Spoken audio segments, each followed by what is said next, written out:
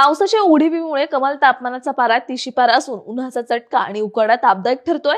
आज 18 जुलै रोजी मध्य महाराष्ट्र, मराठवाड्याच्या दक्षिणेकडील जिल्ह्यात विजांसह पावसाची शक्यता असल्याने दक्षतेचा इशारा हवामान विभागाने दिलाय। उर्वरित राज्यातही विजांसह हलक्या सरींची शक्यता वर्तवण्यात आली आहे।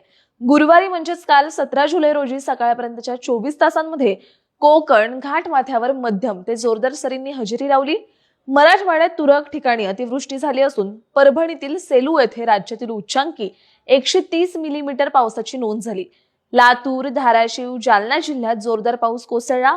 विदर्भात उन्हाचा चटका तापदायक ठरत असून चंद्रपूर येथे राज्यातील उच्चांकी 34.2 अंश तापमान नोंदवले गेले। ब्रह्मपुरी, सोलापूर, जेऊर, धुळे येथे राज्यातील उच्चांकी 34 अंश सेल्सिअस तापमानाची नोंद झाली। आज 18 जुलै रोजी सिंधुदुर्गासह दक्षिण मध्य महाराष्ट्रातील सातारा, सांगली, कोल्हापूर, सोलापूर, दक्षिण मराठवाड्यातील धाराशिव, लातूर, बीड, परभणी, हिंगोली, नांदेड आणि विदर्भातील अकोला, अमरावती या जिल्ह्यात विजांसह पावसाची शक्यता असल्याने दक्षतेचा इशारा आहे। उर्वरित राज्यात तुरळक ठिकाणी विजांसह हलक्या ते मध्यम पावसाची शक्यता हवामान विभागाने वर्तवली आहे।